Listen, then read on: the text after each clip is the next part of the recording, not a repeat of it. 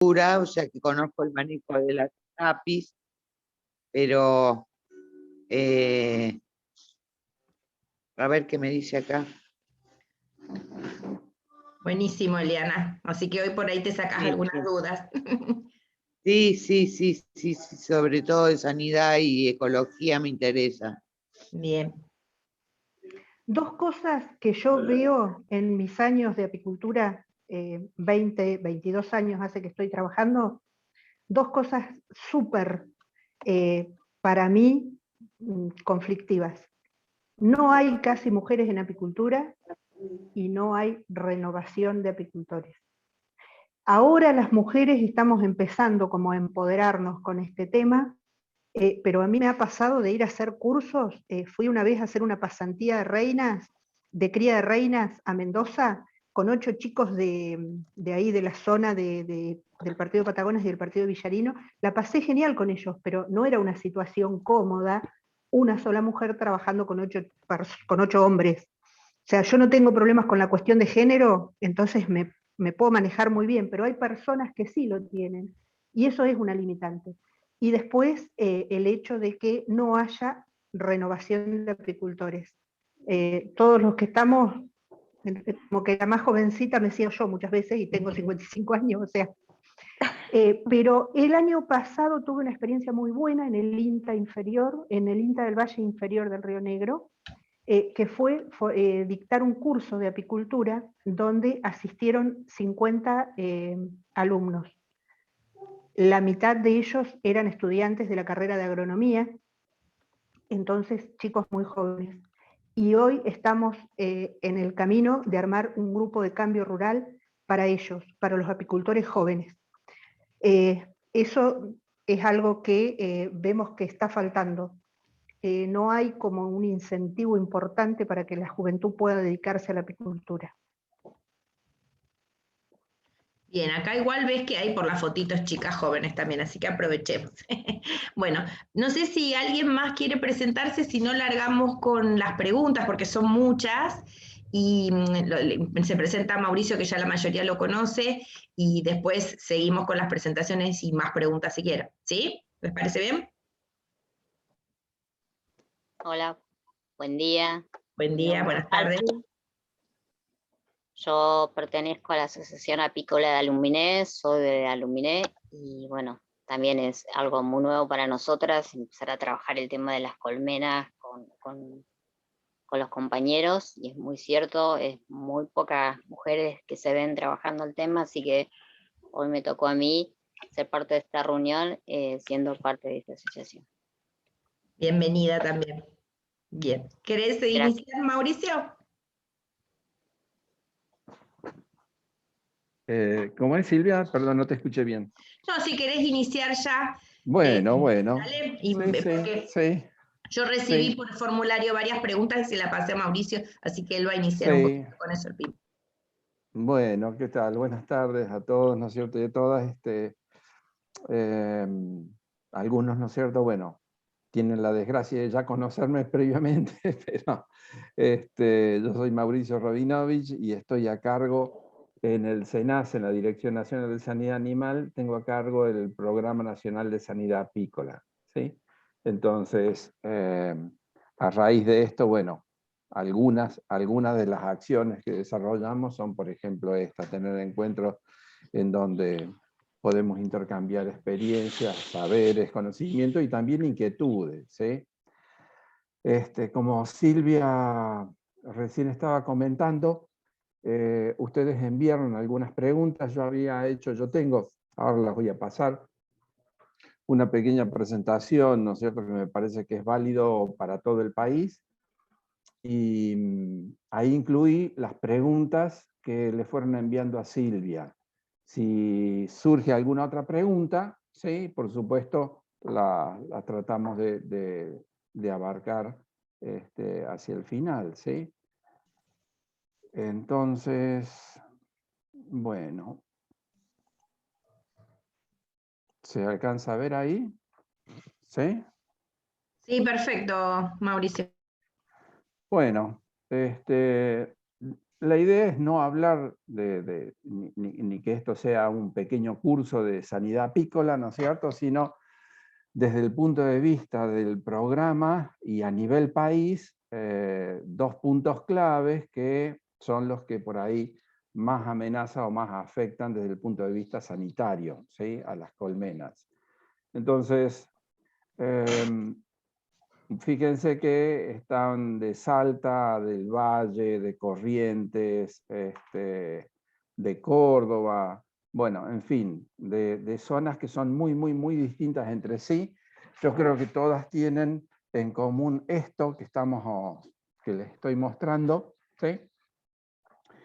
Pero que por más que sea muy obvio esto, y yo creo que todos lo sabemos, ¿sí?, por ahí no nos terminamos de dar cuenta el nivel de implicancia que tiene este conocimiento, ¿sí? Entonces, sabemos que las abejas van al ambiente, que es de donde traen los recursos, ¿sí? Por lo tanto, hay una interacción muy grande y muy dinámica entre las colonias de abejas y el ambiente. Ahí yo hice la pregunta, ¿qué es el ambiente para un apiario?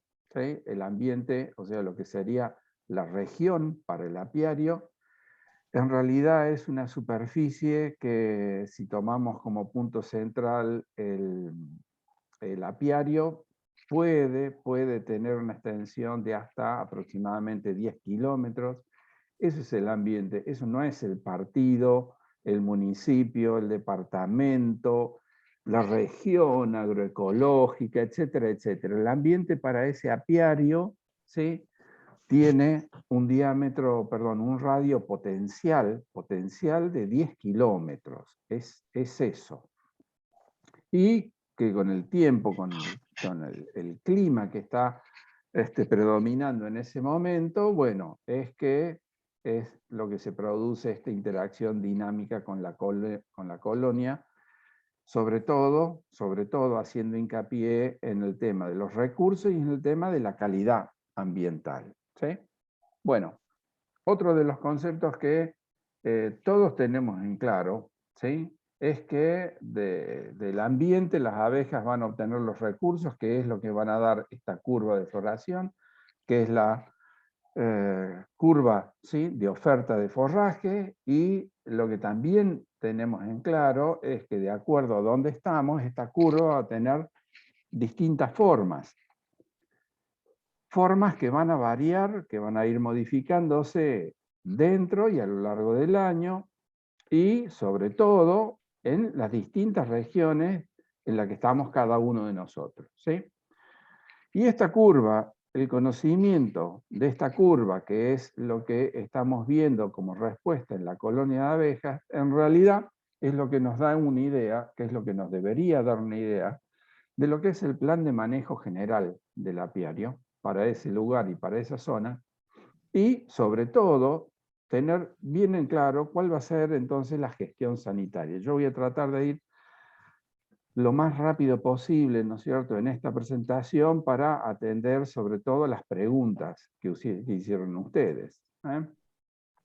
Entonces, de acuerdo al lugar a donde estamos, ¿sí?, por estas características particulares de una superficie, ¿sí?, que va a tener 10 kilómetros de radio como máximo normalmente, es que entonces debemos planificar, ¿sí?, el manejo general del apiario y lo que es en particular la gestión sanitaria. Cuando hablamos de gestión sanitaria, no hablamos de los tratamientos sanitarios, ¿sí? No son sinónimos. Cuando hablamos de gestión sanitaria, en realidad lo que estamos hablando es del manejo general profiláctico que hace después a una planificación sanitaria en particular. Con esto nosotros sabemos cómo tenemos que adecuar el volumen disponible, ¿no es cierto?, para la colonia de abejas, o sea, adecuar la relación entre volumen disponible y espacio, y el tamaño, ¿no es cierto?, de la colonia de abejas, es lo que nos debería permitir manejar. Después hubo una pregunta, después la vamos a ver en este sentido, lo que es las reservas energéticas dadas por miel y las reservas proteicas, ¿no es cierto?, por polen. Los diagnósticos, cuándo hacer los diagnósticos sanitarios y cuándo, en base a los diagnósticos sanitarios, hacer los controles sanitarios, ¿sí? Este asterisco es porque hubo preguntas en este sentido. Cuándo dividir las colmenas, ¿sí? Cuándo hacer el cambio de reinas, acá también un asterisco que hubo también preguntas en este sentido.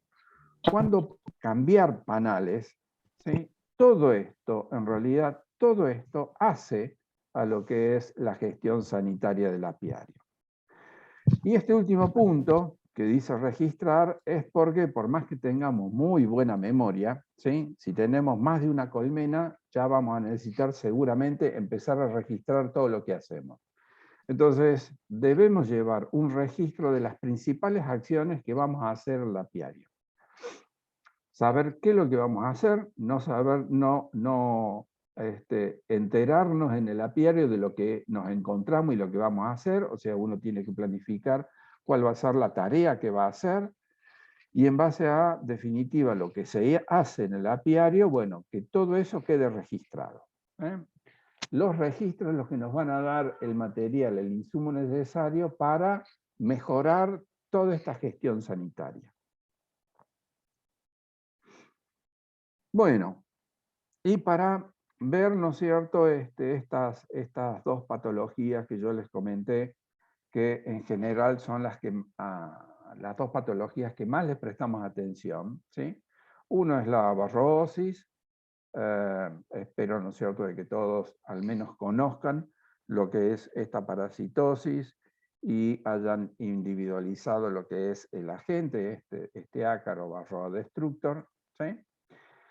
Que, como sabemos, Varroa tiene su ciclo, ¿sí? Su ciclo está sincronizado con el ciclo de la abeja. Si quiere ser un buen parásito, tiene que acompañar el crecimiento de la colonia para tener más éxito reproductivo. Y todos sabemos que, por más que en distintas zonas el impacto de la varrosis es diferencial, no es el mismo impacto que causa en el NEA, que en el NOA, que en la región pampeana, ¿sí?, que en el valle. A pesar, ¿no es cierto?, de esta diferencia, nosotros la consideramos que es una hiperendemia, está en todas las colonias, ¿sí? Si tenemos abeja va a haber varroa, y en general, en todo lo que es la región pampeana, para mantener controlada esta parasitosis, vamos a tener que recurrir a tratamientos terapéuticos, ¿sí? No solamente a manejo profiláctico, sino que dentro de lo que es el manejo sanitario general vamos a tener que recurrir al uso de algunos apiterápicos. Y cuando hablamos de uso de apiterápicos, sí tenemos también en claro que Varroa tiene una parte de su ciclo sobre la abeja adulta y otra parte de su ciclo sobre lo que es la cría operculada. Y en general, la mayoría de los tratamientos, ¿sí?, terapéuticos contra Varroa, el efecto que producen estas sustancias con efecto acaricida es básicamente sobre la abeja adulta. ¿Está? Esto quiere decir que si queremos agarrar a la mayor parte de la población de varroas que está en la colonia, lo vamos a hacer sobre la abeja adulta. Esto quiere decir que no es posible, ¿no es cierto?, hacer una aplicación tópica con muy poquito efecto residual sobre la abeja adulta, porque tenemos todo un ciclo de abejas, ¿sí?, en el estado operculado, en la etapa operculada, que a medida que vayan madurando y vayan naciendo las abejas, nos van a ir reponiendo la población de Varroa sobre la abeja adulta. Esto es también un concepto que tenemos que tener en claro para cuando tenemos que hacer el control de Varroa. Y esto de acá son curvas típicas, ¿sí? De nuevo, importa el nivel de conocimiento que tenemos sobre las curvas de floración, ¿sí?, que yo les comenté al principio, porque la curva de floración que hay en el lugar en particular es lo que va a determinar el nivel de crecimiento, es la respuesta de la colonia a la oferta de alimentos que le da el ambiente. Entonces el conocimiento de esas curvas es lo que nos va a tener, o lo que nos va a dar un poco más de claridad en lo que es la respuesta de la colonia, que está dado por esta línea roja, ¿sí?, que es la curva de crecimiento poblacional. Por eso es importante conocer esta curva para cada una de las regiones en donde ustedes están. ¿Por qué? Porque lo que sabemos es que desplazada hacia la derecha vamos a tener también el desarrollo del parásito, de este parásito en la colonia de abejas, que es la población de Varroa. ¿Está? Y vemos que no hay ninguna colmena, es una situación en la que se da en todo el país, no hay ninguna colonia de abejas que no tenga Varroa. Va a tener más o menos población o cantidad de individuos, ¿no es cierto?, la población de Varroa, con la cual va a iniciar un nuevo ciclo, o sea, no está desde prácticamente de cero, y va creciendo a medida que va creciendo la curva poblacional de la colonia. ¿Está? Con lo cual, esta última parte, esta de acá, que es en general hacia fin de la temporada, ¿sí?, no prestemos atención a los meses que dice acá, esto es para una curva tipo, para la región pampeana. Cada uno de ustedes en su zona, y sobre el conocimiento de cómo es la curva de floración, saben o tienen una idea, o deberían tener una idea más precisa de en qué momento del año, en qué meses del año cae ese fin de temporada, ¿sí? Pero lo importante es que para esa época, si nosotros no hacemos nada contra Varroa, mientras la población de abejas va a ir disminuyendo porque se termina la temporada apícola, se tiene que contraer la colonia, la población de Varroa proporcionalmente empieza a aumentar, ¿sí? Y ahí es cuando se dan momentos críticos en cuanto a la sobrevida de la colonia, ¿sí? Y lo otro que es importante sobre esto, bueno, es sabiendo que no tenemos colmenas sin Varroa y que Varroa va a ir aumentando su población en función del aumento de población de la colonia de abejas, es que tenemos que ir haciendo los diagnósticos para ver cuál es el nivel de parasitismo. Y el diagnóstico, yo creo que todos lo sabemos, todos lo hemos escuchado alguna vez, se hace sobre lo que yo les comentaba, sobre las abejas adultas, ¿sí?, en donde tenemos que colectar alrededor de 200 a 300 abejas adultas. Las abejas tienen que ser predominantemente nodrizas, y eso lo vamos a encontrar en los cuadros de cría, y no de un solo cuadro de cría, sino de 3 cuadros de cría. Por lo tanto, tenemos que sacar alícuotas de abejas adultas, ¿sí?, de 6 caras de panal. Y también lo que indica el método es que preferentemente tienen que ser de cría abierta. Todo esto es para tratar de asegurarnos de ver la cantidad de Varroas que hay sobre las abejas adultas, pero fundamentalmente de la población de nodrizas. ¿Sí? Después, esto se hace con alcohol, el alcohol común, ¿sí?, o con agua y detergente. Más práctico es el alcohol común, ¿no es cierto?, para no hacer espumas, burbujas, etc. Se sacude y después se filtra, y por el filtro quedan los ácaros por un lado y las abejas por otro. Un detalle, ¿no es cierto?, que hay que tener en esto es que sobre cuántas colmenas tenemos que hacer el diagnóstico. Bueno, la indicación es que si el apiario tiene hasta 60 colmenas, el diagnóstico lo tenemos que hacer en 6 colmenas. Quiere decir que si tenemos 60 colmenas, vamos a elegir 6. Y si tenemos 40 colmenas, vamos a muestrear 6. Y si tenemos 10 colmenas, tenemos que muestrear 6. O sea, 6 colmenas hasta 60 colmenas. Y si tenemos más de 60 colmenas, entonces es el 10%. ¿Sí? Ahora, un detalle que también tenemos que tener en cuenta es que esto es un muestreo, una cantidad de muestras que nos tienen que representar la realidad del apiario en cuanto al nivel de parasitismo. ¿Sí? Y esto significa de que qué valor de Varroa, qué porcentaje de Varroa vamos a considerar cuando tengamos estos 6 resultados. El valor de referencia va a ser el valor más alto de esos 6 resultados que tengamos. ¿Sí? Quiere decir que si en una colmena nos da un 5% y después en todas las demás nos da un 1,5%, el valor que tenemos que considerar para tomar la decisión de cómo va la curva y si tenemos que controlar o no, va a ser el valor más alto. ¿Sí? Para este ejemplo que recién les comenté, será 5%. ¿Sí? No se saca el promedio, no se promedia ni se saca la media, o sea, se toma el valor más alto.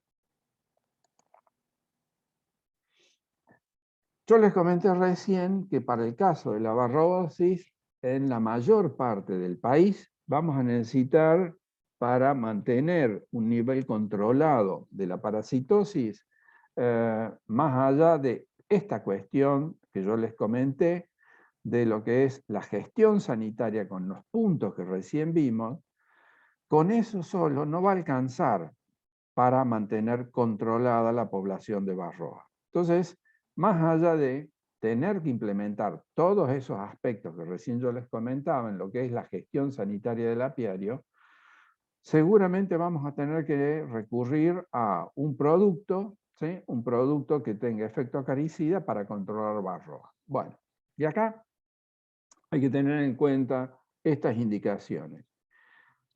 Lamentablemente todavía seguimos teniendo productores apícolas que el vecino le da el producto para que ponga, ¿sí? Y impregnado en una tablita, en un cartoncito, en donde no sabe ni siquiera qué cosas tiene para controlar, qué productos tiene para controlar Varroa. Tenemos situaciones en las cuales alguien le dice, anda a comprar un producto, ¿no es cierto?, veterinario para que se usa para bovinos, ¿sí?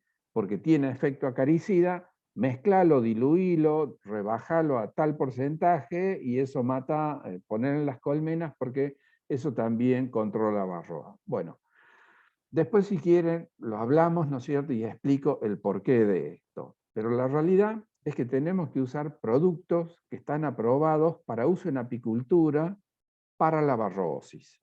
¿Sí? O sea, SENASA tiene productos acaricidas aprobados para distintas especies, pero no es lo mismo utilizar un producto para bovinos, para equinos, para ovinos, ¿sí? Que para abejas. O sea, cuando se ensaya un producto y se toma el dossier de todas las cosas que se le solicita al laboratorio o al establecimiento elaborador, eso es específico para abejas.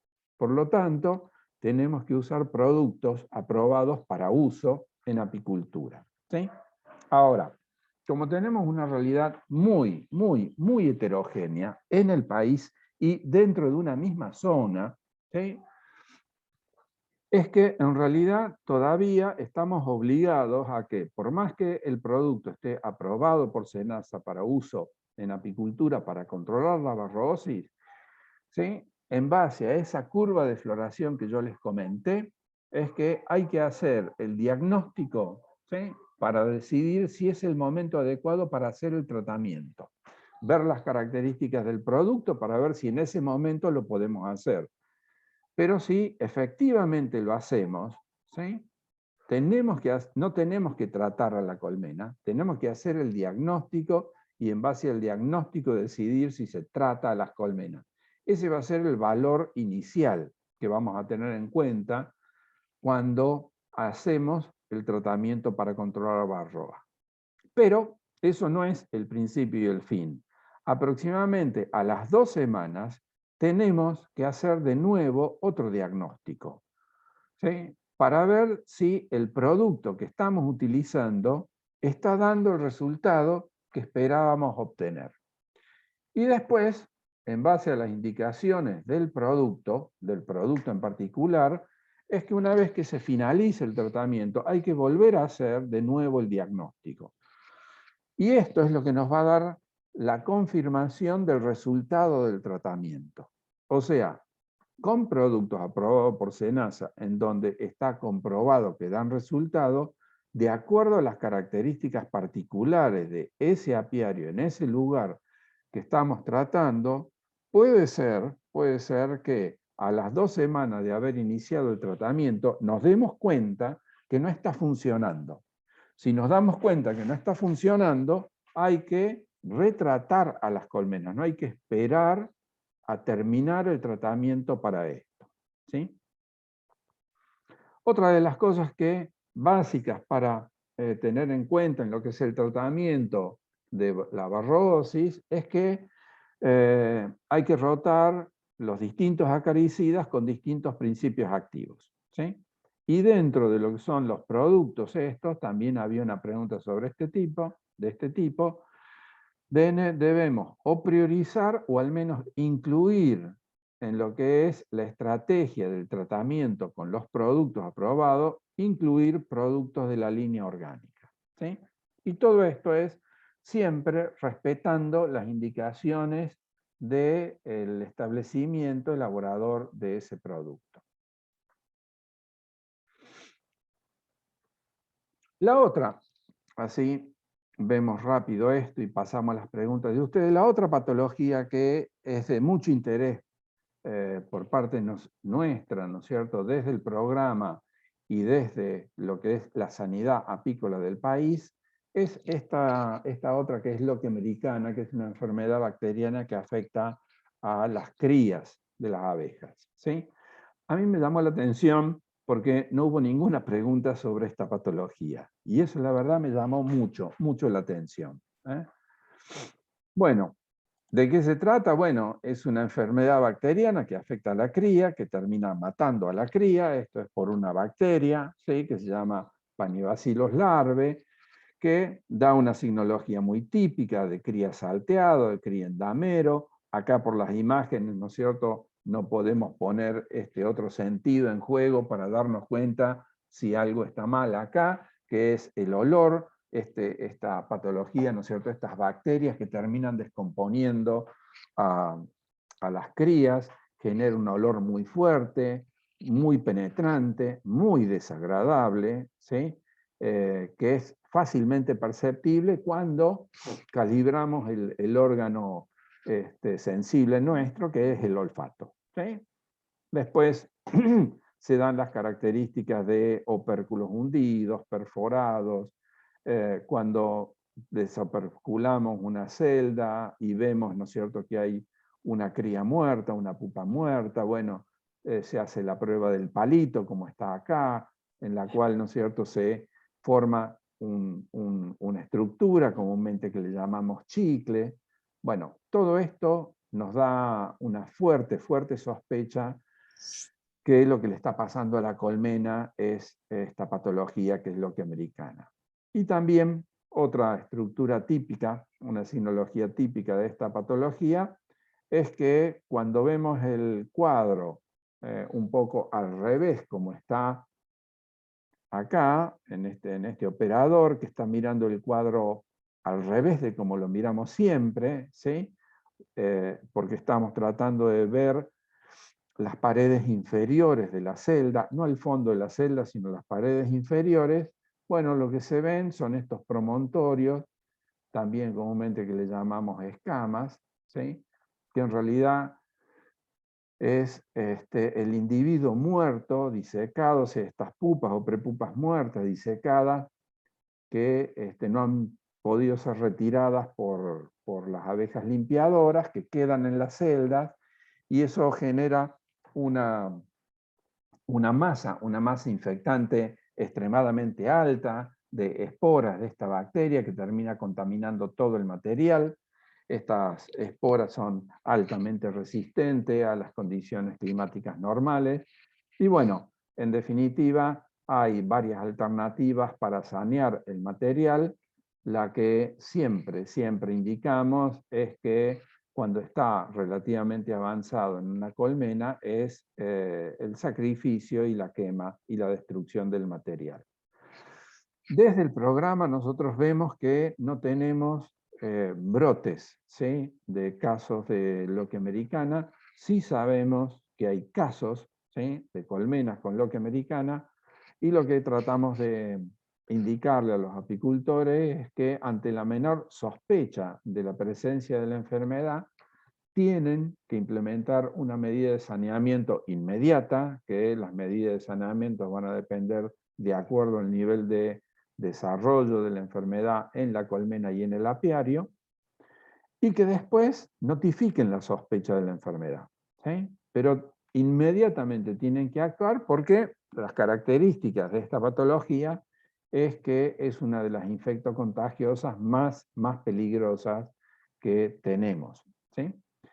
¿Por qué pensamos que no hay estos brotes como lo solía haber hace muchos años? Bueno, porque creemos que los productores, por un lado, en general han aprendido a reconocer la enfermedad, o al menos la sospecha de la enfermedad, que adoptan medidas de saneamiento relativamente en forma inmediata, que esas medidas de saneamiento les están dando resultado. Lo único que nos falta es que una vez que sanean el apiario, sanean el material, hagan la notificación correspondiente, ¿sí? Esto es simplemente por una cuestión de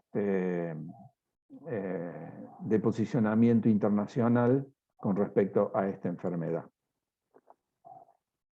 Bueno, en el caso, ¿no es cierto?, de que tengamos una sospecha, ¿sí?, una sospecha de esta enfermedad, de loquia americana,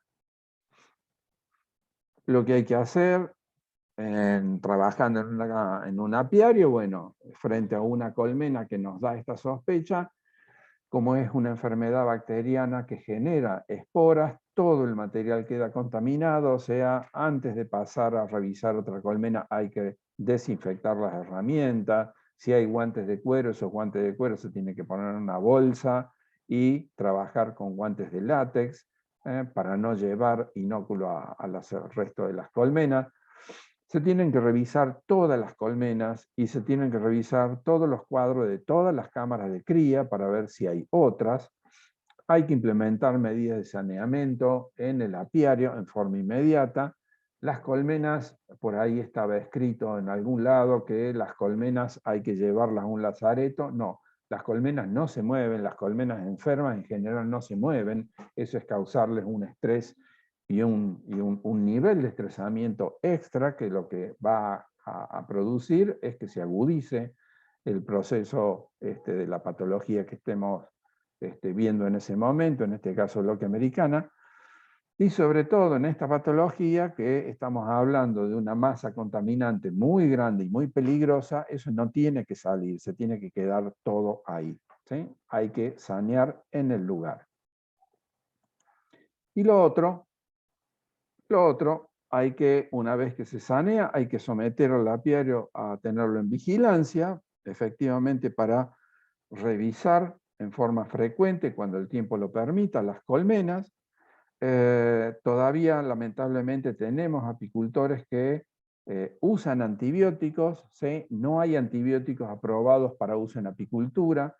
Esto significa que cuando se hagan los análisis de la miel que detectan, ¿no es cierto?, que analiza SENASA, la presencia de, no la cantidad, cuánto hay, sino la presencia de un antibiótico en miel, indica que se han usado productos que no estaban aprobados, ¿no es cierto?, y eso origina una no conformidad. La no conformidad después va a ser notificada al apicultor y se le va a notificar que va a ingresar en una lista, se llama lista EAR, es una lista de establecimientos con antecedentes de residuos, y eso le va a traer una serie de inconvenientes a la hora de comercializar la miel, porque de ahí en adelante, cuando se detecten tambores de miel de ese productor que entró en la lista EAR, van a ser ingresados para analizar a ver si continúa con el desvío de calidad.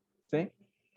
Y lo que les comentaba recién es que es una enfermedad de denuncia obligatoria y de notificación inmediata por el impacto negativo potencial que puede llegar a causar, ¿sí? Así que es obligatorio, ¿no es cierto?, informar las sospechas. Y de nuevo, repito lo que les comenté recién.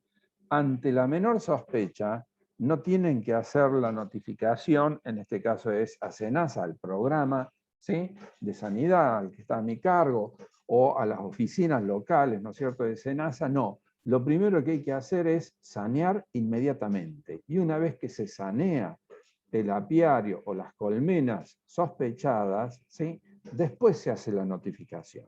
¿Está?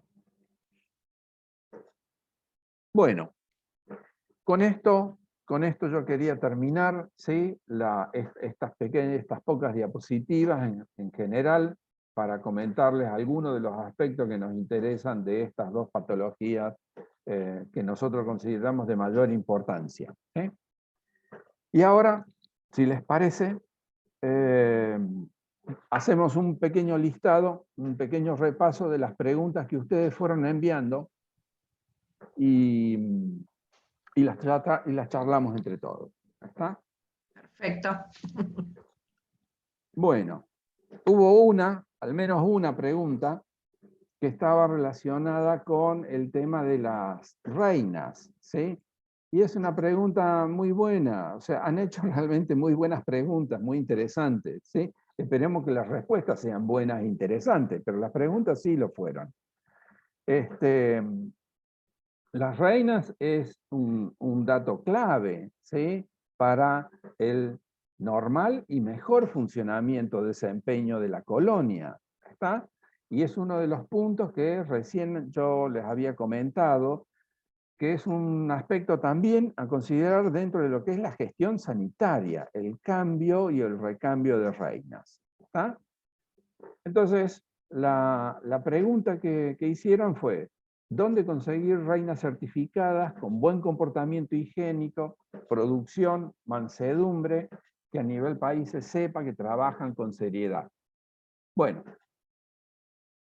yo diría que si conseguimos reinas certificadas, buen comportamiento higiénico, producción, mansedumbre, rubias y de ojos celestes, que sepan cocinar bien, ¿no es cierto?, me lo digan, y así todos estamos contentos. Pero con respecto, ¿no es cierto?, a la pregunta en particular que hicieron,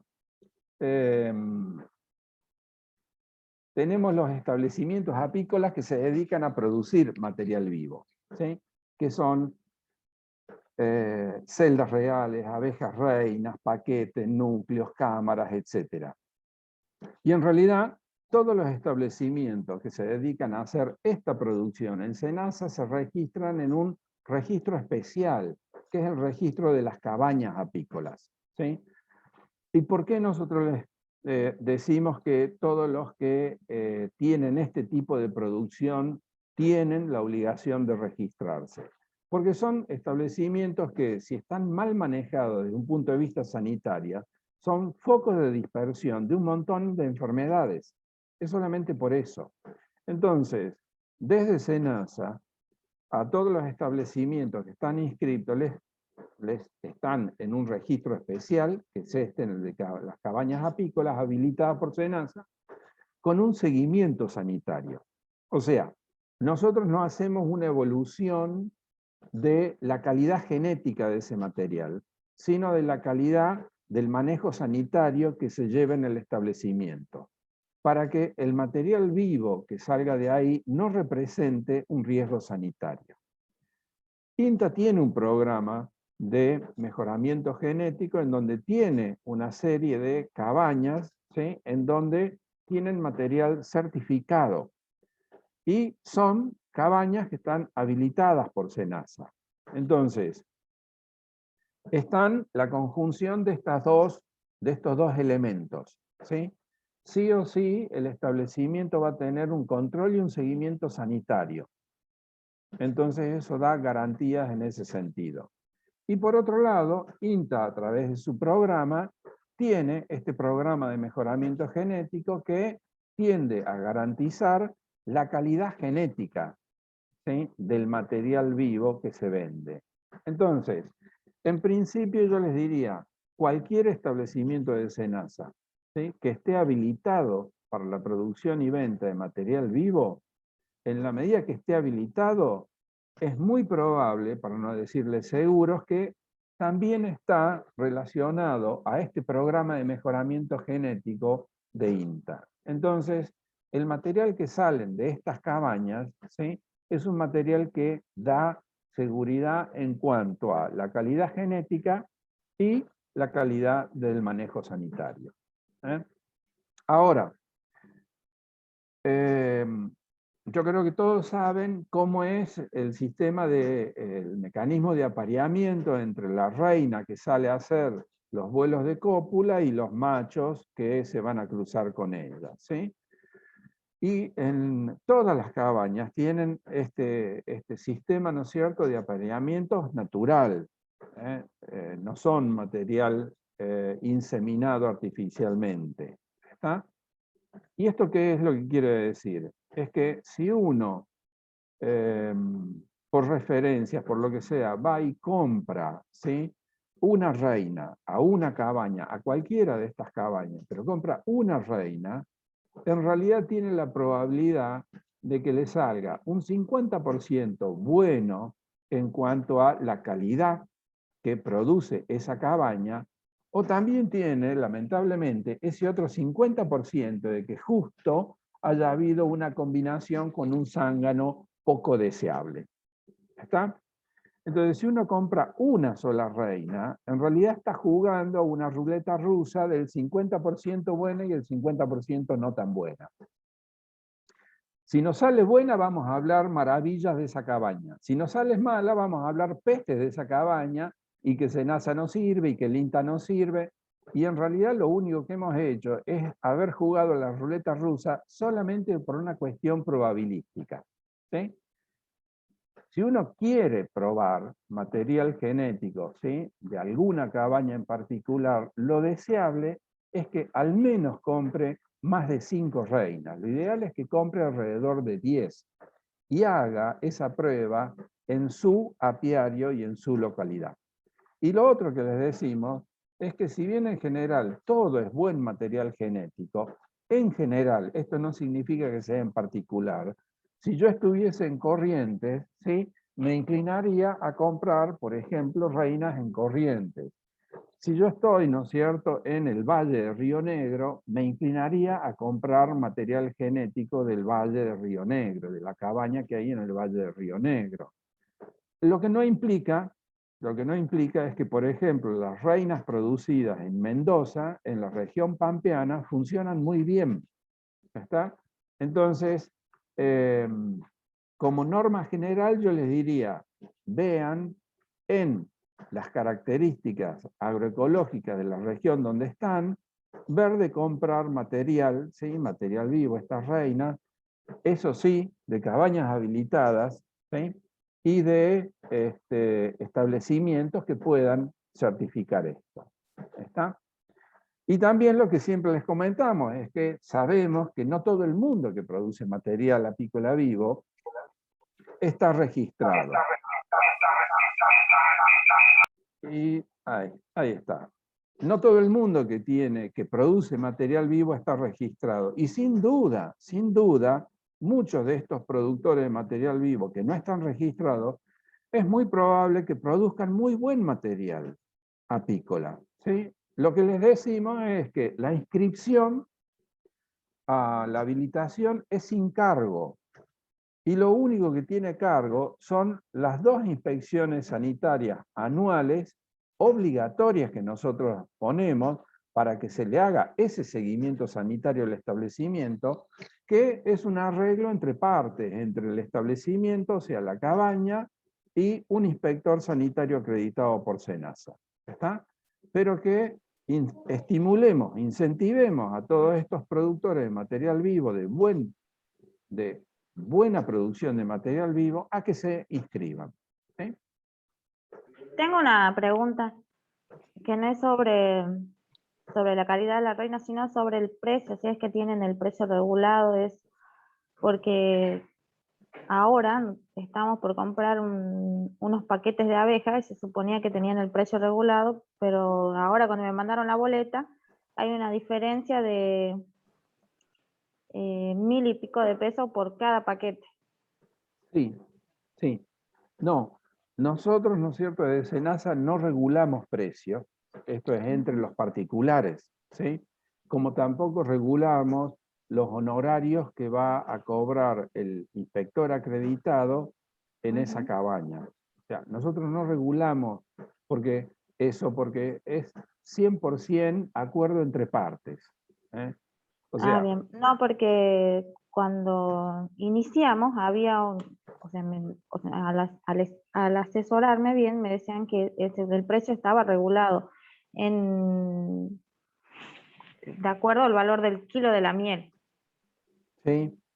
No está regulado, ¿sí? Bien. Lo que hace el establecimiento es fijarlo, por ejemplo, en kilos de miel, Ajá. ¿sí?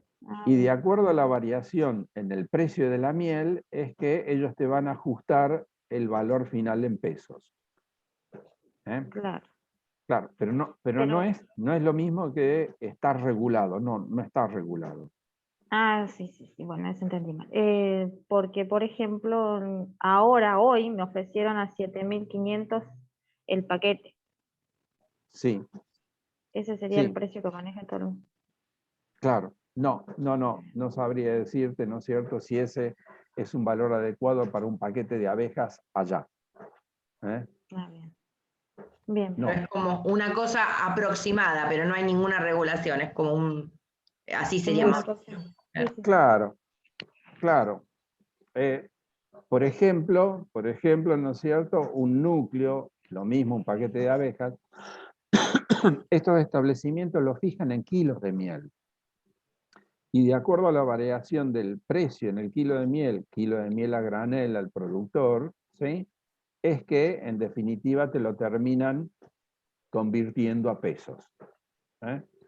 Cuando Claro. el kilo de miel aumenta, ellos te van a pedir más pesos. ¿Eh? Si el kilo de miel baja, ellos no te van a pedir menos pesos. No, más vale. Eso nunca.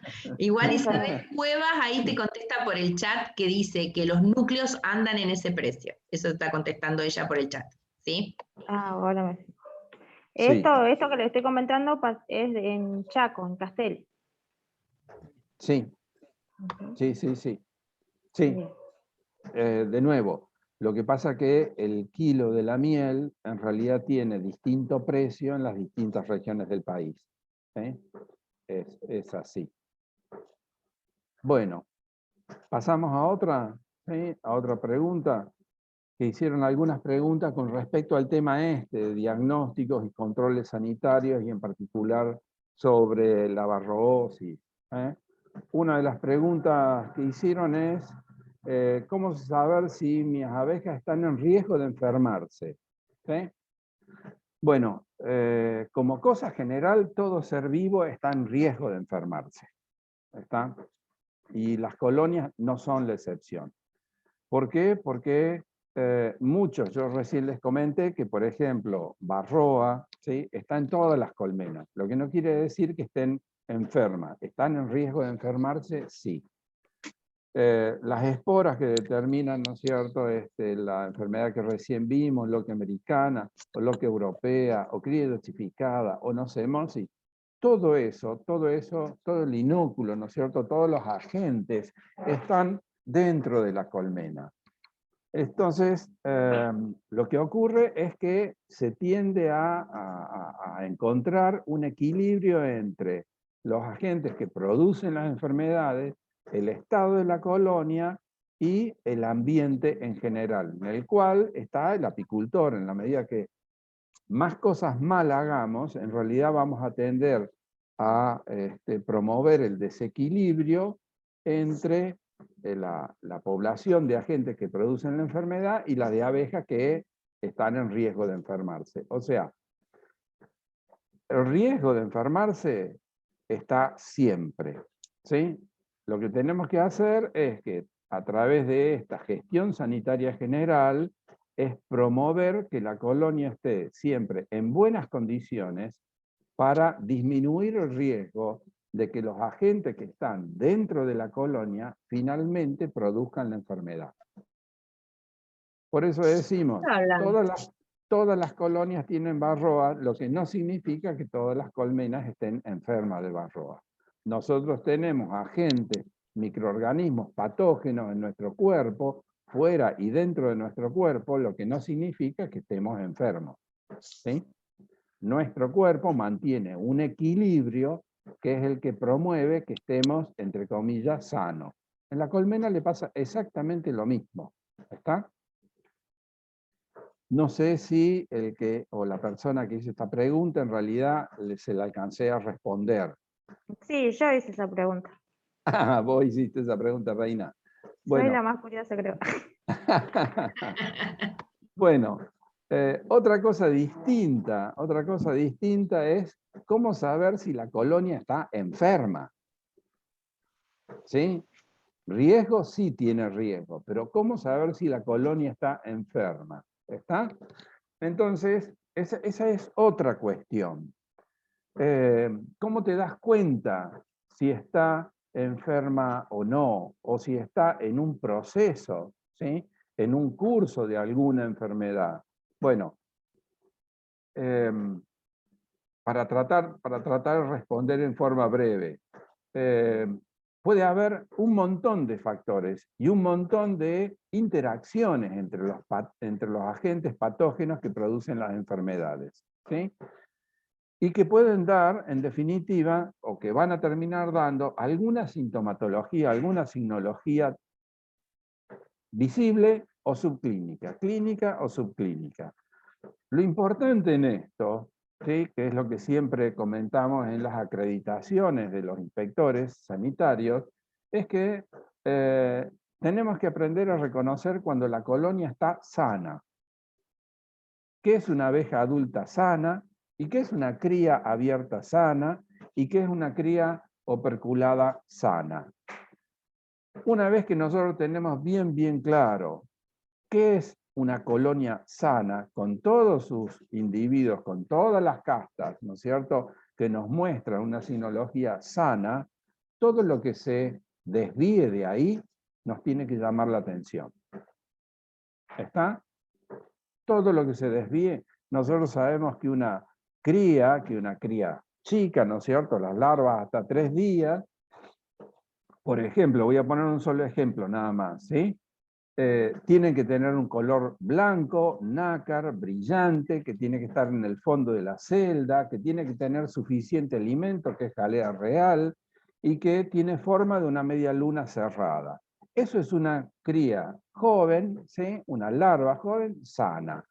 Cualquier cosa que sea aparte de eso nos debe llamar la atención. Una cría, ¿no es cierto?, de esta edad, que no tenga una forma de media luna cerrada, nos tiene que llamar la atención. Una cría que no está en el fondo de la celda nos tiene que llamar la atención. Que tenga poca jalea real nos tiene que llamar la atención. Que tenga otro color, ¿sí?, nos tiene que llamar la atención. Que sea blanca, pero que no tenga la cutícula brillante, nos tiene que llamar la atención. Bueno, lo mismo para todas las instancias de desarrollo de las abejas, tanto en la cría como los adultos. El mismo comportamiento de las abejas también nos tiene que llamar la atención, ¿sí?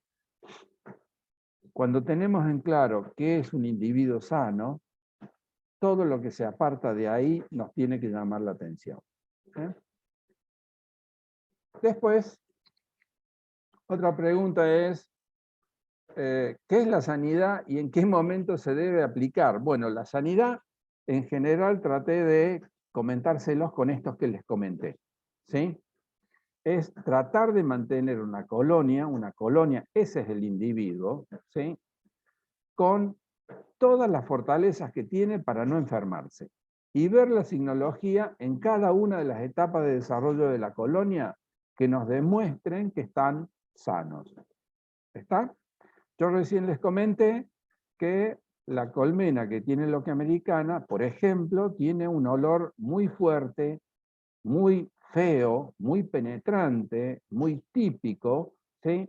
Por lo tanto, sin abrir una colmena, sin abrir la colmena, solamente por pasar al lado de la colmena, cuando nosotros tenemos calibrado este órgano sensitivo que es la nariz, que a mí no me falta, por suerte, ¿no es cierto? Nos damos cuenta de que hay un olor raro. Y cuando abrimos la colmena tiene que tener olor sano. El olor sano es un olor típico de feromonas de abeja, olor a cera, olor a propóleo, olor a miel. Ese es el olor de una colonia que está sana. Todo otro olor, y sobre todo si es un olor desagradable, nos está indicando de que algo está pasando ahí adentro. ¿Sí? Lo que no entendí, lo que personalmente no entendí, es en qué momento se debe aplicar. ¿Está? Porque todo el tiempo tenemos que estar chequeando, ¿sí? Por los sentidos nuestros, la vista, el olfato, el oído, que todo esté marchando correctamente. ¿Mm? ¿En qué Mauricio, estación tendría que ser? ¿En qué estación? En Del todo año, o sea. momento. Ah, bueno, En bien. todo momento. En todo momento del año, de acuerdo a las características del lugar y a lo que podamos llegar a observar. Por ejemplo, ahora estamos con esta ola polar, ¿sí? Que no es prudente abrir las colmenas, ¿está? Pero en los momentos en que podamos abrir las colmenas sin que esto signifique un riesgo para la colonia, por ejemplo, el pillaje, ¿está? Tenemos que revisarla y no vamos a revisar los cuadros de cría, vamos a revisar la sanidad de la colonia, o sea, vamos a revisar las cámaras. Y ahí es lo que vamos a ver que todo esté marchando, como yo recién les dije. ¿Está?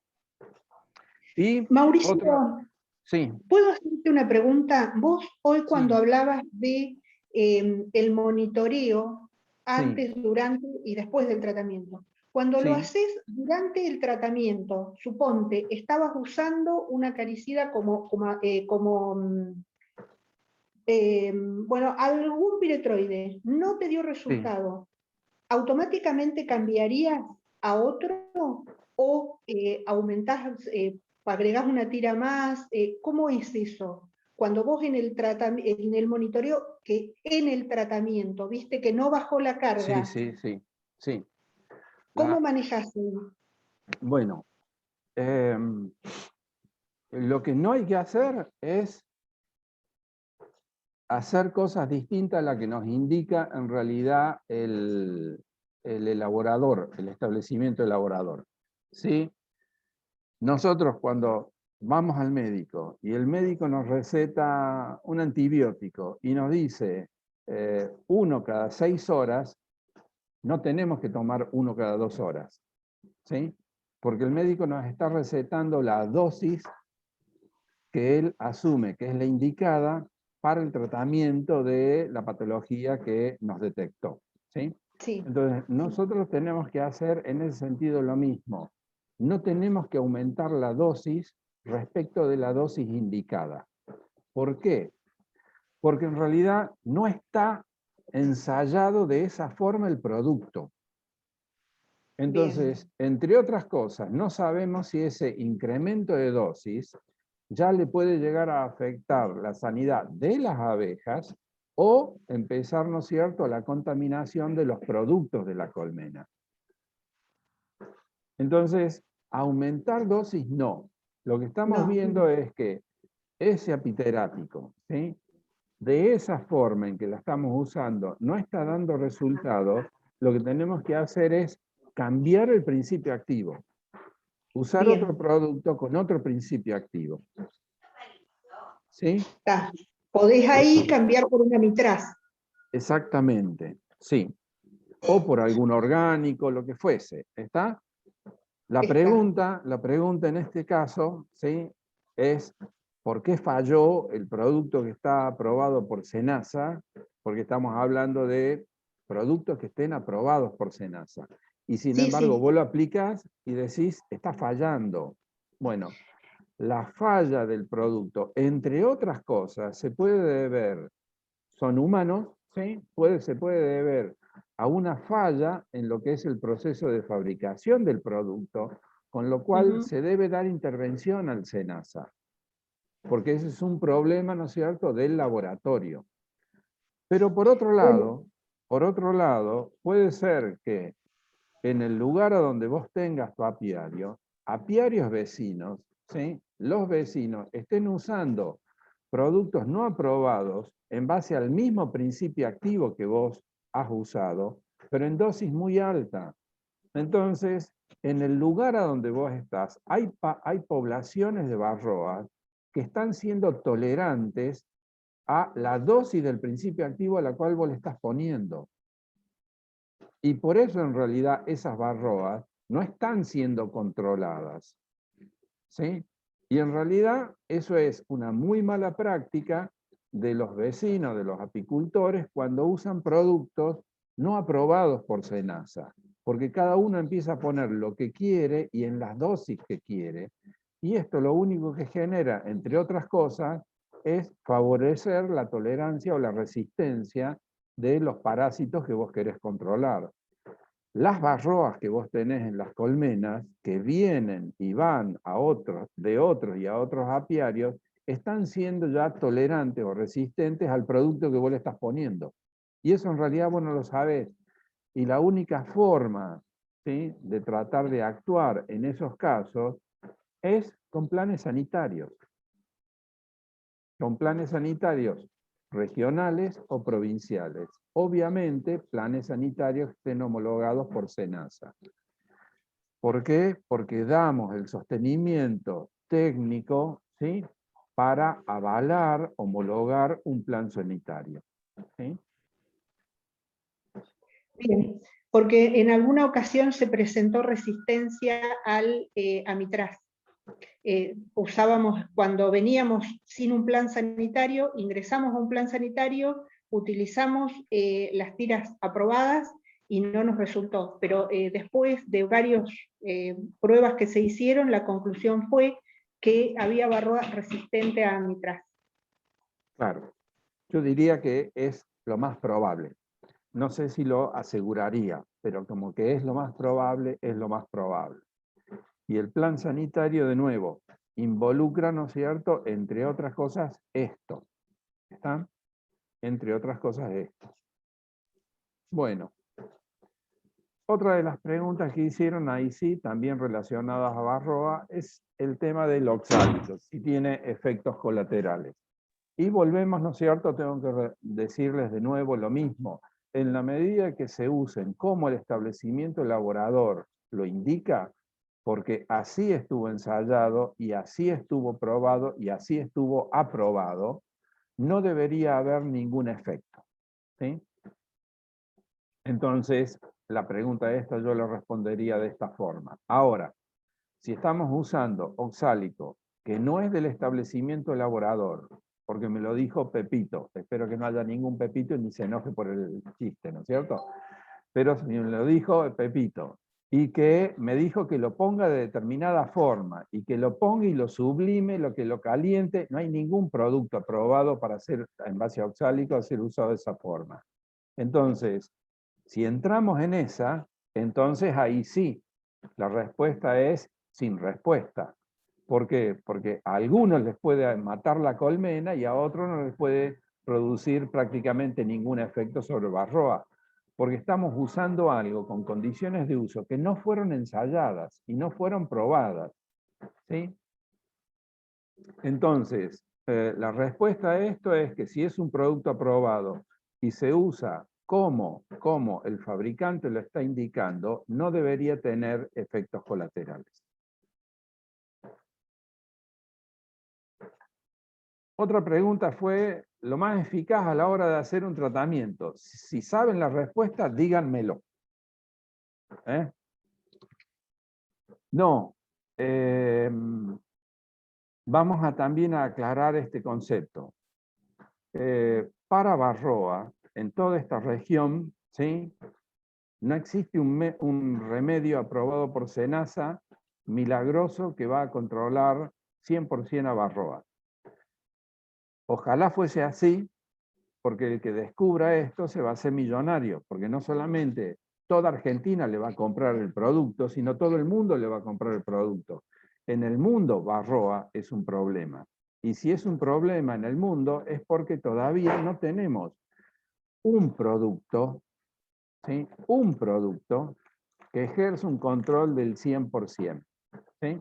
Por eso lo que tenemos que hacer es una gestión sanitaria y en el caso de Varroa, un manejo integrado de Varroa, ¿está? Para controlarla.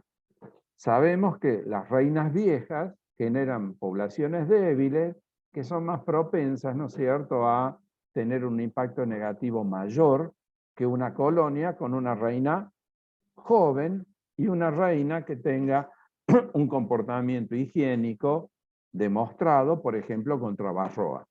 Ahora, tener una reina joven con un comportamiento higiénico demostrado que es eficaz, ¿no es cierto?, o más tolerante a los casos negativos de Varroa, eso solo tampoco es suficiente.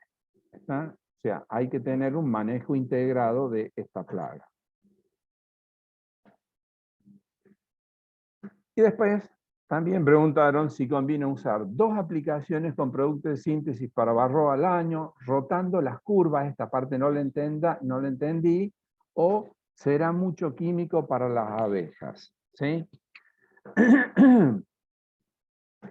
Y esto también, lamentablemente, no puedo darles una respuesta. ¿Por qué? Porque hay regiones acá en el país en donde, por las características de la región, por la cantidad de colmenas que hay en la región, o de apiarios y colmenas que hay en la región, porque ahí se llevan adelante tratamientos coordinados contra Varroa, ¿sí? Un solo tratamiento al año es suficiente para controlar Varroa. Uno solo. En cambio, en la región pampeana, que es en donde más desorden hay en este sentido, ¿sí? un tratamiento al año puede llegar a ser poco. Entonces se necesitan al menos 2. Si fuesen tratamientos coordinados o si fuesen bajo un plan sanitario, probablemente con dos instancias de control de la parasitosis sea suficiente. ¿Sí? Y en el caso de que sean 2, lo que nosotros indicamos es que no sean 2 productos de síntesis, que eventualmente los 2 sean de tipo orgánico o al menos uno de esas 2 instancias de intervención sea de tipo orgánico. ¿Eh? ¿Por qué? Bueno, porque productos de síntesis tienen una serie de ventajas importantes y una serie de desventajas importantes. ¿Sí? Entre las desventajas es que, mal utilizados, van a generar poblaciones resistentes de Varroa. Entonces, es preferible y tenemos muy poca variedad de diferentes principios activos de productos de síntesis. Entonces, al incluir en 2 intervenciones al año, al menos una que sea orgánica, estamos espaciando en el tiempo la intervención con uno de síntesis y estamos propiciando no generar poblaciones resistentes. Bueno, otra pregunta con respecto al tema de diagnósticos y controles. ¿Sí? Si se conoce algún depredador o controlador biológico natural contra Varroa. Bueno, la respuesta sería, como decía ese famoso filósofo cordobés, ni sí ni no, sino todo lo contrario.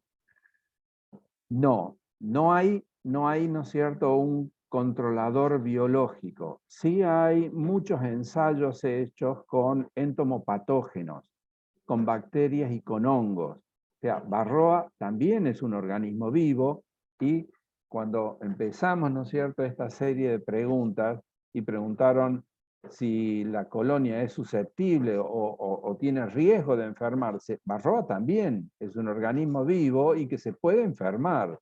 ¿Sí? Y sobre esa base se hicieron un montón de experimentos, ensayos con organismos, ¿sí?, básicamente hongos y bacterias, que son patógenos para las varroas, pero no son un riesgo para las abejas. Incluso se han aprobado algunos de estos productos en Estados Unidos, ¿sí? En nuestro país no, y el resultado que dieron fue más o menos bueno, como el resto de los otros productos que tenemos que son más o menos buenos para controlar varroa.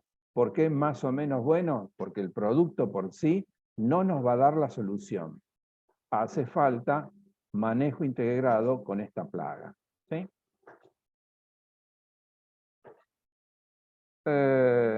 ¿Cómo está en el país con respecto a la situación y el uso de los productos acaricidas orgánicos? Bueno, esto es lo mismo que para los productos no orgánicos, ¿sí? Esto quiere decir que tenemos productos, ¿sí? Aprobados en base a sustancias, entre comillas, ¿sí? Que corresponden o que corresponderían a una línea verde que son de naturaleza orgánica, que son los menos riesgosos para generar resistencia, por un lado, para varroa y producir contaminación en los productos de la colmena. ¿Está? Así que sí tenemos esta línea de productos dentro de los productos aprobados.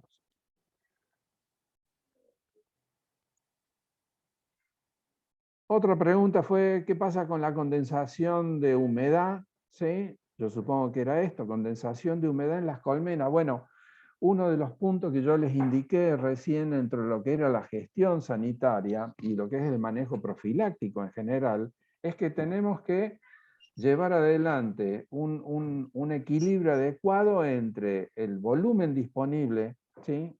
Dentro de la colmena y el tamaño poblacional de la colonia, para que no sobre ni falte, ¿sí? Esto es un problema típico cuando sobra espacio.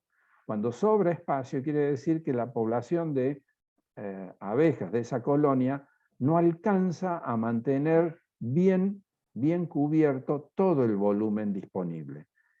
Y uno de los síntomas es esto, es que hay condensación, la condensación promueve la formación de hongos y levaduras, los hongos y levaduras, algunos pueden ser no peligrosos para las abejas, otros pueden ser peligrosos para las abejas cuando lo tratan de limpiar, y entonces empiezan a aparecer una serie de inconvenientes. Entre otros, también esto lo podemos ver que está asociado a la presencia de polilla.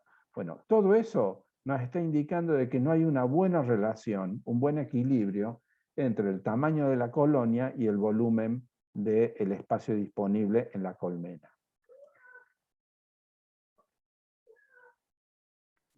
¿Qué puedo hacer con el ataque de hormigas? Bueno, no tenemos productos aprobados para controlar hormigas en las colmenas. Y en algunos lugares, sin ningún lugar a dudas, ¿sí?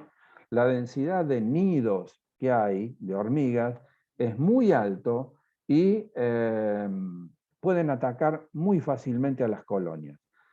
Lo que les decimos es, no usen ningún producto hormiguicida porque es tóxico para abejas también, en o dentro o en los alrededores de la colmena, para tratar de controlar los nidos de hormigas. Ahora, cuando, y esto es así, lamentablemente, en lugares en donde hay una densidad de nidos de hormigas muy alto, ¿sí? Lo que recomendamos es que el apiario no esté ahí.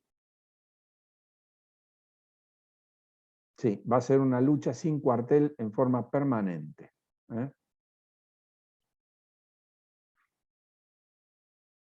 ¿Hay alguna diferencia en referencia a la sanidad, ¿sí? Entre dejarle miel para la invernada y alimentar artificialmente, suponiendo una alimentación artificial equilibrada, y dejar miel de la misma colmena? Bueno, con respecto a esta pregunta también no hay una respuesta única. ¿Por qué? Porque si en el apiario tenemos antecedentes sanitarios, ¿no es cierto?, de enfermedades bacterianas o de una alta carga o presencia de nocemosis, todo esto va a estar en la miel. Entonces, una colonia que en invierno se va a contraer en cuanto a cantidad de individuos y dejarle miel con estos antecedentes sanitarios de presencia de loquia americana, en la miel va a haber esporas de loquia americana. Y hay lo mismo. No es lo mismo una colonia donde tuvo una celdita, una celda sospechada de loquia americana, ¿sí? Sospecha de loquia americana, que una colmena en donde todo el nido de cría ya hay escamas, ¿sí?, de loquia americana.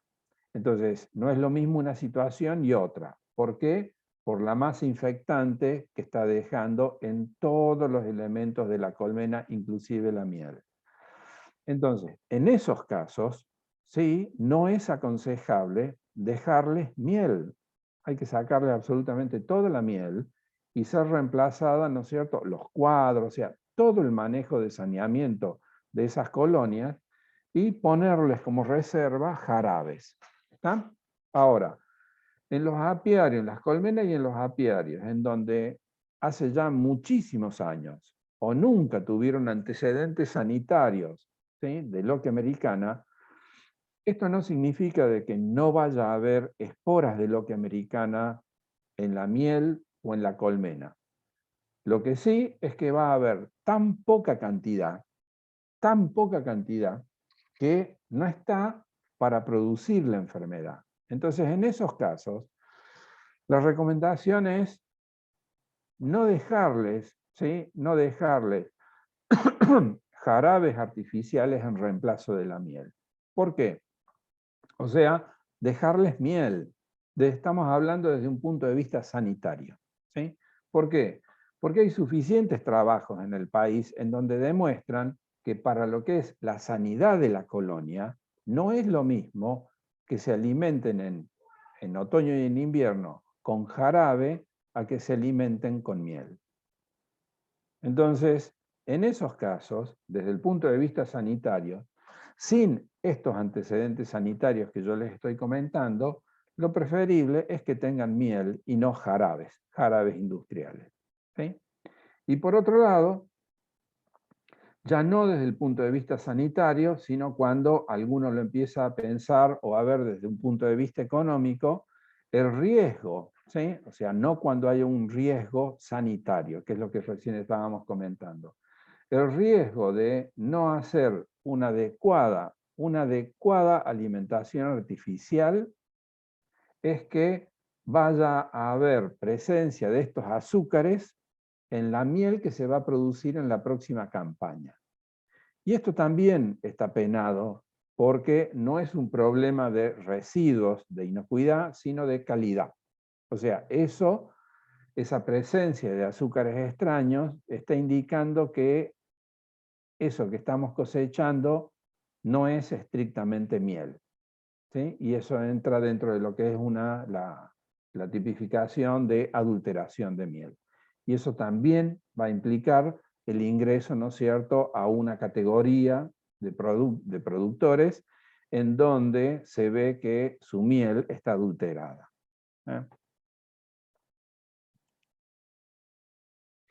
Otra pregunta fue con respecto al PEC, al pequeño escarabajo de las colmenas, ¿no es cierto?, en Argentina, y sobre todo, después yo no sé si fue la misma persona o no, que lo llevó a Corrientes, ¿sí?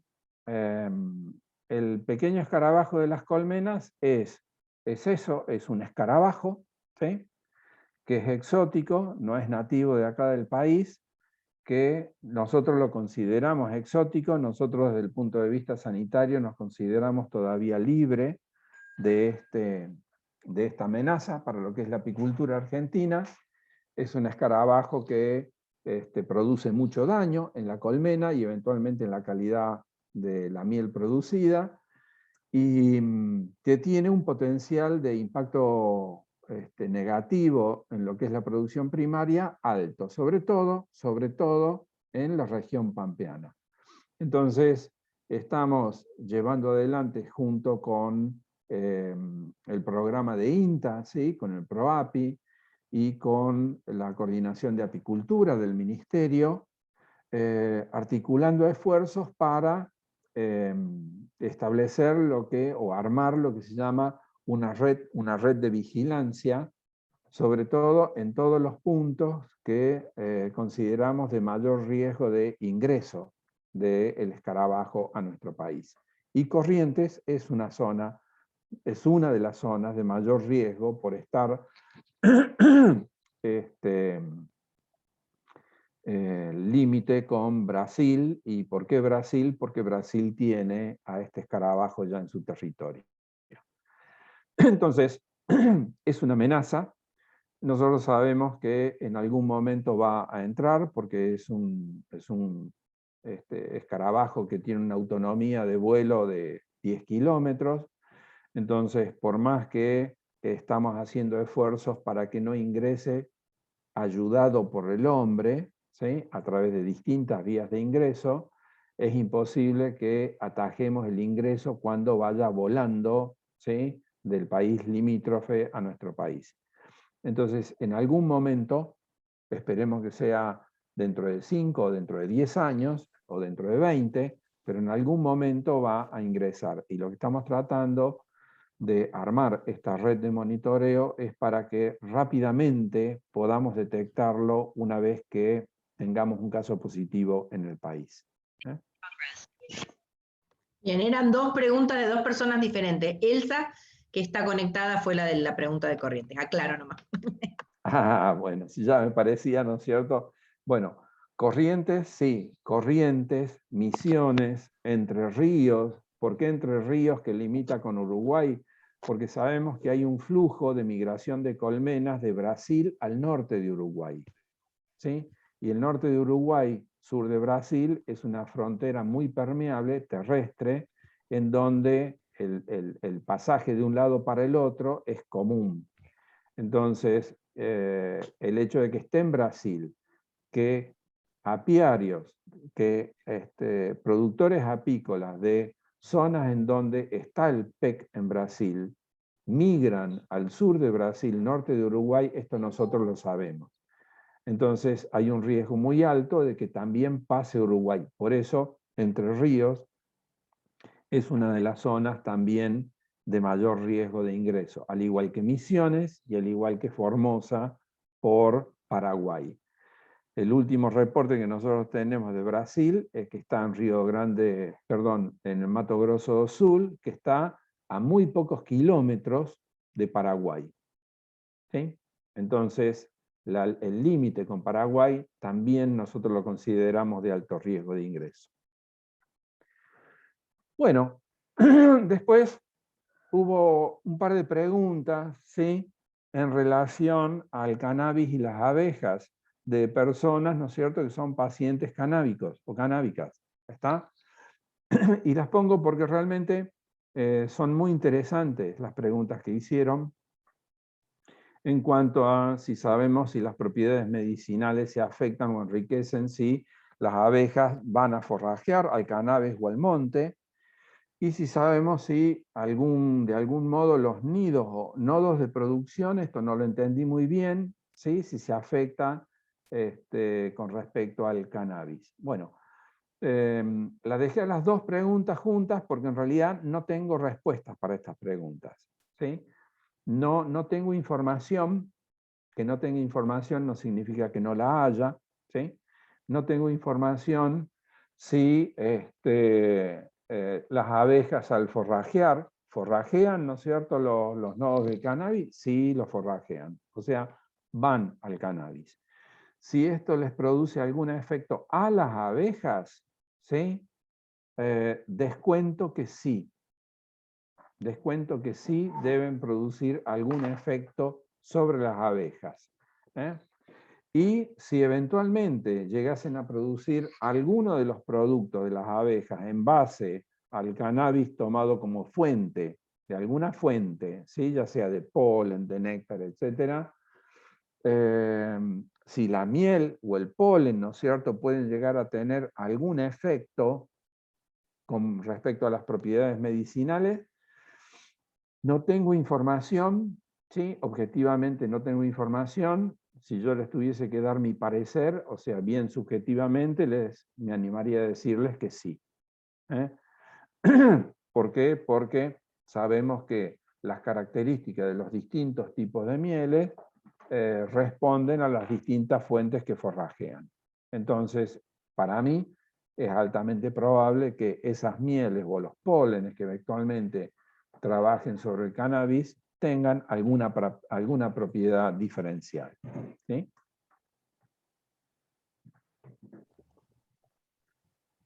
Bueno, tengo todas las preguntas, ¿sí? Espero no haber pasado ninguna. Y si no respondí alguna de las que hicieron, ¿sí? Porque respondí otra cosa, que puede ser muy común y normal en mí, pero si no quedó claro, ¿no es cierto?, la interpretación mía de la pregunta y respondí otra cosa, con gusto, por favor, háganla, que en la medida que pueda, si puedo, se las respondo. Y si surgió alguna otra duda, con gusto también podemos ver entre todos de qué se trata. Buenísimo, Mauricio. Todos están acá agradeciendo mucho. Eliana empezó levantando la mano. Eliana, ¿querés preguntar? Sí, sí. Mira, tengo entendido que con el tema de la varroa, vi en un video español que puede mejorar el control de la enfermedad si no utilizamos cuadros de cera operculada, porque al hacer celdas más pequeñas, el ciclo biológico es más corto, por lo tanto la reproducción de varroa en la larva es más pequeña, es menor. Llegan a reproducirse 2, 3 varroas, 4, 2, 4, porque son así, son binarias. Esto es una afirmación, pero también es una pregunta con respecto a eso. Quería preguntarle al profesor si es correcto. En realidad es un tema del cual se habla mucho, pero se hicieron experiencias acá, sobre todo el grupo de referencia que tenemos, es un grupo internacional que es el CIAS de la Universidad Nacional de Mar del Plata. Ellos hicieron experiencias sobre el efecto del tamaño de la celda sobre los niveles de reproducción y crecimiento poblacional de varroa. Y la conclusión que sacaron es que el tamaño de la celda no influía. Ah, No influía. qué lástima. Sí. Sí, qué lástima. Muy bien. No sé si alguien más quiere preguntar o Gracias. profundizar, gracias Eliana, sobre algún aspecto de lo que haya hablado.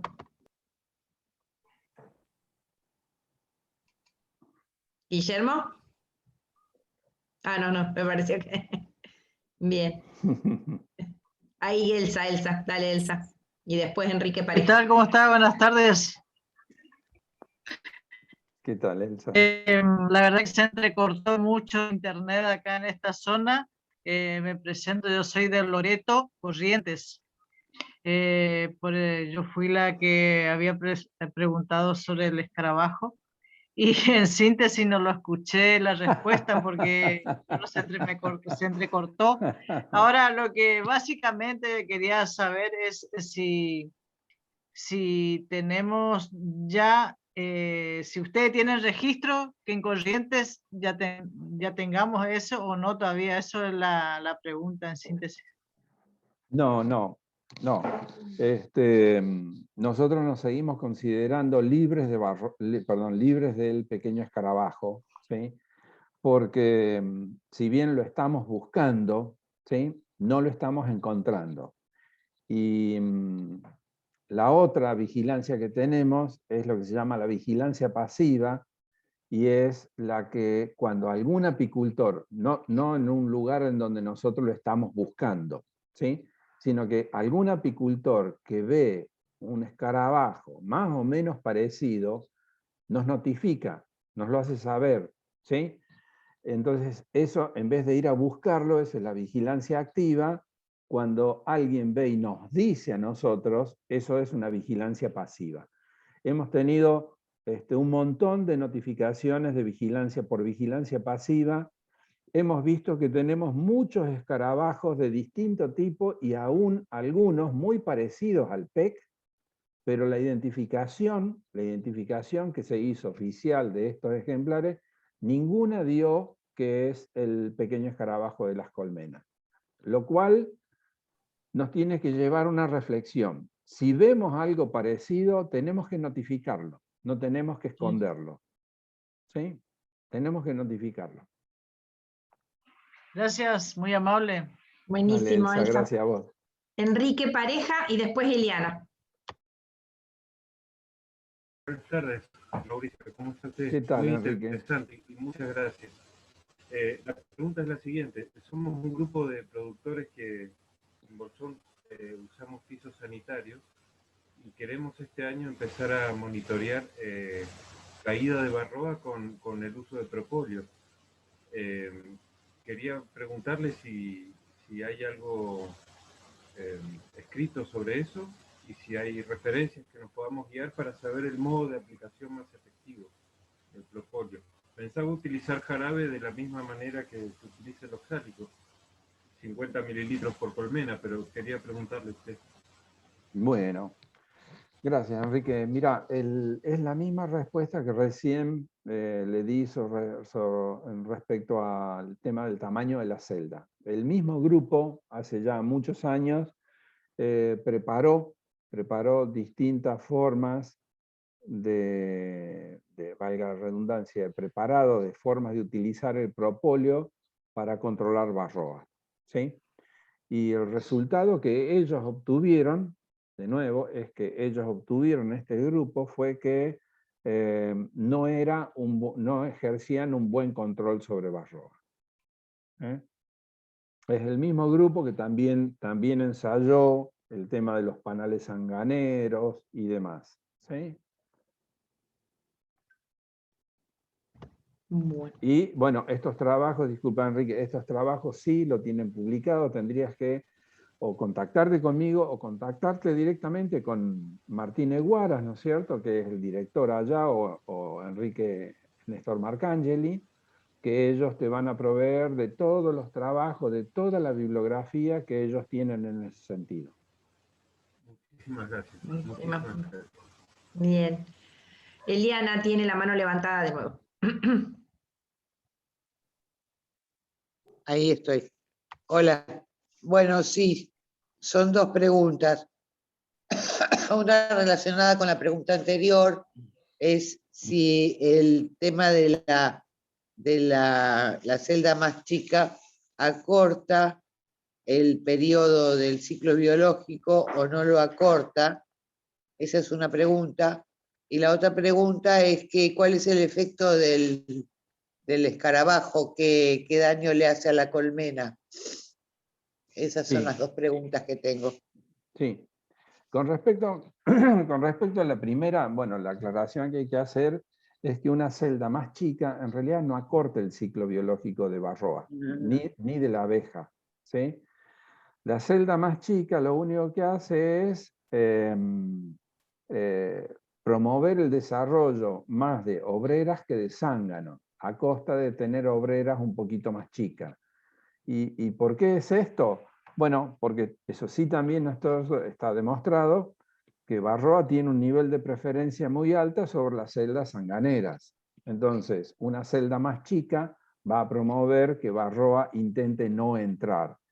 Y eso es lo que va a hacer que el crecimiento poblacional de varroa no sea tan pronunciado. De hecho, una de las recomendaciones en lo que es este manejo integral, ¿sí?, de lo que es varroa, y un poco me olvidé comentarte sobre algo que vos habías comentado también de la cera de recupero, es que no es lo mismo la cantidad y la repercusión en la tasa de reproducción de varroa en un panal nuevo que en un panal viejo. ¿Sí? En un panal nuevo las varroas van a tener una menor tasa reproductiva porque van a intentar entrar menos a las celdas respecto de un panal viejo. Quiere decir que esta renovación de los panales, que está en los libros de apicultura desde que trajo Colón, más o menos debajo del brazo, ¿sí? Que está esa recomendación, tiene su fundamento. ¿Está? Y eso es parte del manejo integral contra varroa, la renovación de los panales, en general y en varroa en particular. ¿Sí? Y por otro lado, es el tema del manejo de la proporción de celdas sanganeras en la cámara de cría. No es lo mismo tener un 3% de celdas sanganeras en la cámara de cría que tener un 10%. El crecimiento exponencial de la población de varroa está más que proporcionalmente creciendo en la medida que hay más celdas sanganeras. Y esto es el tema del tamaño de la celda. No es porque le acorta la vida a varroa, sino de que baja mucho la tasa reproductiva de varroa. Entonces el crecimiento poblacional se ve muy frenado en la medida que varroa no entre en la celda. Y eso sí está determinado por el tamaño. Pero lo que te decía, que este grupo de Mar del Plata hizo ensayos sobre celdas de obreras más chicas que el tamaño de la celda de obrera nuestra normal. Y ahí no vio diferencias significativas. Y lo otro que vos decías, o que preguntabas con respecto al PEC, el PEC tenemos, ¿no es cierto?, bastante información, tenemos videos, ¿no es cierto?, sobre el tema del PEC. Es un escarabajo, ¿sí?, que, de nuevo, es exótico, es originario de África, que coevolucionó con la abeja africana, no africanizada, con la abeja africana, que la abeja europea o los híbridos de la abeja europea no tienen un comportamiento defensivo tan grande con respecto al escarabajo, y lo que hace el escarabajo es un oportunista porque, como todo ser vivo, necesita para su reproducción y generación de nuevas descendencias, alimentos en base a hidratos de carbono y de proteína. ¿A dónde hay hidratos de carbono en cantidad y proteína en cantidad? En la celda, en las colmenas. ¿Sí? Entonces, el escarabajo puede vivir en el ambiente. De hecho, vive en el ambiente. Pero ha evolucionado para que se sienta atraído por el olor de las colmenas. Y lo que causa daño no es tanto el escarabajo adulto, sino las larvas del escarabajo. Las larvas del escarabajo van atacando todas las celdas, los panales, sobre todo de cría, y van generando en la materia fecal que van largando un olor característico que hace de que las abejas vayan abandonando el lugar a donde están trabajando las larvas del escarabajo. ¿Sí? Y a medida que van dejando ese lugar, lo que promueven es que haya más escarabajos ahí. Entonces, lo que termina haciendo a la colonia es que la colonia de abejas en un momento se va, abandona la colonia, no enjambra, se van. ¿Sí? Y cuando se van, dejan toda la colmena para el desarrollo de los escarabajos. Entonces, entramos en un círculo vicioso muy grande y muy peligroso. Por eso es importante, cuando veamos un ejemplar sospechoso, no quedarnos callados, no ocultarlo, notificarlo, ¿sí?, para tratar de actuar rápidamente, para tratar de contener el foco. Es eso. Una vez que ingrese, no se va a poder erradicar. Ningún país lo erradica, ¿sí? Pero al menos contener el foco. Interesante, buenísimo. No sé, Iris, si vos habías levantado la mano y querías decir algo, o porque después la bajaste. Sí, lo que quería preguntar era, bueno, primero agradecer, muchas gracias por la información que siempre viene muy bien, más para los que no estamos muy andados en el tema. Y lo que quería saber era con respecto a, yo soy la que preguntó sobre el cannabis y las abejas. Lo que quería saber es que en el caso que me decían que no hay información, que no hay forma de hasta ahora de saber cómo se comportan, En el caso de querer hacer alguna investigación o para saber algún tipo de comportamiento que tengan o algo, ¿a dónde puedo recurrir? ¿Puedo recurrir al apiario más cerca o tengo que recurrir a un lugar especial? Esa es mi pregunta. La realidad es lo que yo les comenté recién. Yo no tengo información y me extraña que no haya información, ¿sí? La verdad me extraña que no haya información. Yo creo que información debe haber. Yo no la tengo porque yo no la busqué, no ahondé sobre este tema, ¿sí? Pero en estas cosas siempre conviene hacer una buena recopilación de información nacional e internacional. En la nacional, como está cambiando, ¿sí?, nuestra relación con el cannabis, ¿no es cierto?, en cuanto a cultivo y en municipios y demás, yo creo que es propicio como para que algún centro de investigación se interese sobre este tema y empecemos a generar bibliografía nacional, ¿sí? Ahí dice Iris que, Muchas gracias. que en INTA probablemente, ahí podemos averiguar, pero bueno, lo mismo que podría llegar a averiguar vos, Iris. Así que. Bien. Sí, Carmen, justamente estoy en contacto con chicas del INTA. Una de las chicas que nos da el taller es Melisa, de acá de San Marcos Sierras, que somos la capital de la miel. Bueno, por eso también era mi pregunta, ¿no? Si era algún lugar específico o con solo ir al apiario y ver con Melisa desde el INTA era suficiente. Gracias. Gracias, Iris. Carmen Silva quería preguntar. Sí, te aclaro una cosa. Tengo entendido que la Universidad de Río Negro y el INTA, no sé si del Valle Inferior, creo que no es del Valle Medio o el Alto Valle, están haciendo algo entre cannabis y abejas.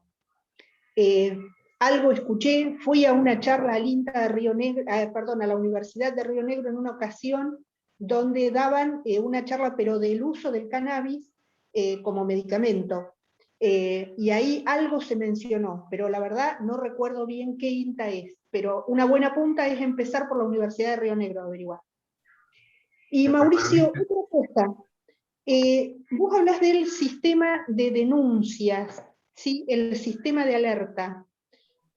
En algún momento te escuché decirlo, pero la verdad se me borró, no me acuerdo cómo es. ¿Hay que entrar a Senasa, hay que descargar una aplicación, o eso era para lo de plaguicida? No, por suerte son herramientas distintas. Lo de plaguicidas, que la vez pasada tocamos el tema, era del sistema, el sistema de aviso preventivo, pero que en realidad esto es a través del municipio, ¿sí? Es el municipio el que debe manifestar el interés en utilizar la herramienta. Lo otro, lo que estaba comentando recién, el tema de alerta, es una aplicación telefónica abierta a cualquiera que la baje gratuita, en forma gratuita, que se llama Alerta Senasa, ¿sí? En esa aplicación, una vez que uno la baje y la instala en el teléfono, va a ver que en la portada de la aplicación, en la parte de abajo, para la parte apícola, hay 3 botones apícolas, ¿sí? Uno es de notificaciones de apiarios abandonados, otra es de mortandad de apiarios y otra es del PEC. Todas las notificaciones en la vigilancia pasiva que recibimos del PEC se hicieron a través de esa aplicación. En lo que es la vigilancia activa, vamos a usar una aplicación distinta porque es una aplicación cerrada que la van a usar los que van a monitorear el PEC. ¿Tá? Monitorear los apiarios en busca del PEC. Es así. Buenísimo, gracias Mauricio. Guillermo quería preguntar algo y creo que sí, cerrar. ¿se escucha? Perfecto, perfecto. Sí, no, volvió al tema del cannabis y el INTA, es en la Agencia de Extensión del Alto Valle, la que está en JJ Gómez, cerca de Roca. No sé qué están haciendo, si hay vinculación, pero lo concreto es que las colmenas que tienen el INTA, que es de un apicultor, un colega nuestro, Martínez, están a, no quiero exagerar, menos de 100 metros de donde está el cultivo de cannabis. Así que es lo que vi. No sé si lo están haciendo con un carácter experimental o sacando algún tipo de conclusión. Pero lo concreto es que están ahí, pegadas. Uno lo ve desde la ruta, las colmenas y el área de cannabis que están haciendo justamente la Universidad de Río Negro con el INTA y con la gente, que no sé cómo se llama la agrupación, que promueve el uso de cannabis con uso medicinal. Quería aclarar eso. Gracias, Guillermo.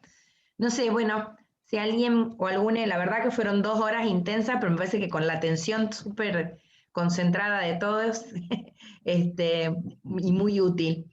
Yo quiero agradecerle a Mauricio, no sé si alguien quiere decir alguna otra cosa más. Yo avisarles que les vamos a pasar, como algunos ya les pasé por mail, los links de las 2 primeras charlas, voy a hacer lo mismo con esta tercera.